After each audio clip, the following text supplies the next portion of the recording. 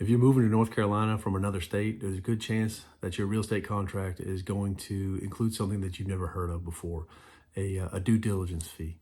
Um, it's not a typo. It's not the same as earnest money. And if nobody explains it to you clearly, it can catch you off guard in one of the biggest purchases of your life.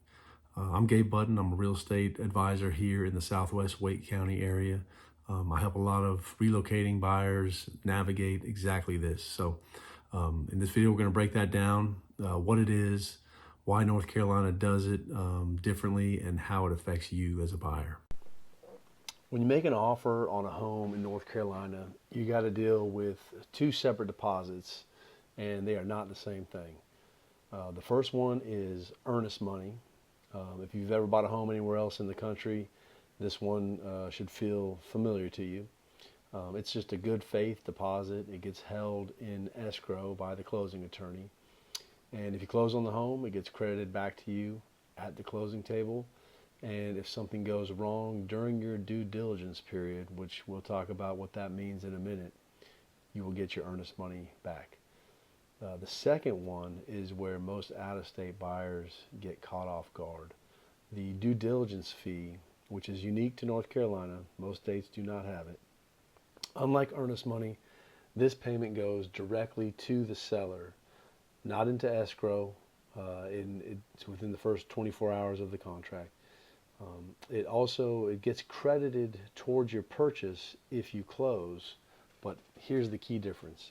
If you walk away from the deal for any reason, at any point during the due diligence period, after the due diligence period, the seller keeps that money. It does not come back to you.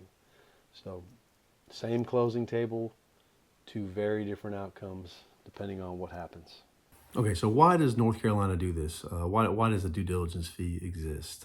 Here's why. The due diligence fee, it compensates the seller for taking their home off the market while you, the buyer, investigate it. You get your inspections done, you get your financing, all your loan stuff done, appraisal done, get to review all those details to make sure that you actually want to move forward with the purchase of the property. So in exchange for that due diligence fee, you as the buyer get something really valuable, right? You get the right to terminate the contract for any reason during that due diligence fee, that due diligence period. I mean, you can terminate it outside of that as well, but you have the right, once under contract, to terminate at any point for any reason. No questions asked, no justification needed. So it's actually a pretty buyer-friendly system once you understand it. You're not locked in, you're paying for the flexibility. And here's something that most people don't realize until they're in a competitive situation. The size of your due diligence fee sends a signal to the seller. So a stronger due diligence fee says that you're serious, you're committed. In a market like Apex, Cary, Fuquay, Holly Springs, where there can be sometimes multiple offers on a home, that signal can be the difference between your home getting under contract or you losing it out to somebody else.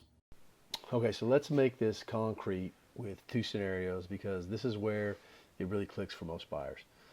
Scenario A, you go under contract, you do your inspections, something comes up that makes you want to walk away.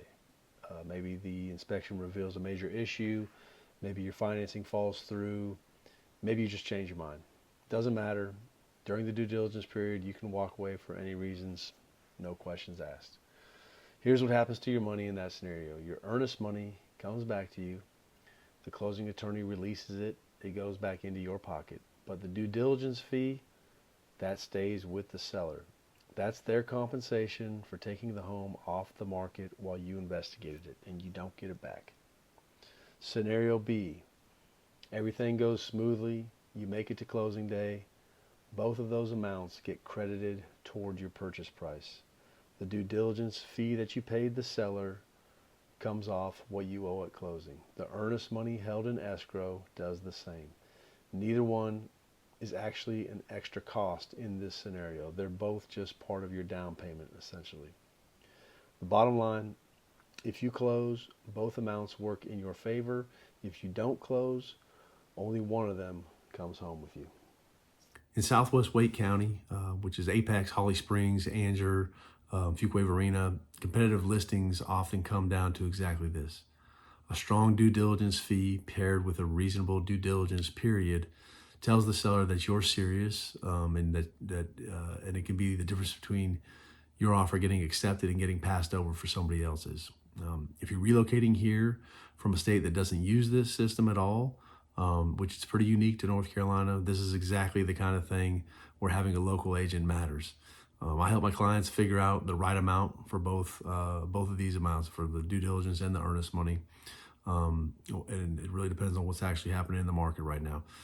It's not just a generic formula, but it's a real strategy built around the specific home and the specific seller situation. The last thing you want is to lose a home you love because of a weak offer, that seemingly weak offer on paper. So understanding the due diligence is a big part of making sure that that doesn't happen. Okay, so let's bring it all together one more time so you can take this with you. Earnest money held in escrow with the closing attorney, refundable if you walk away during the due diligence period, credited at closing if you don't.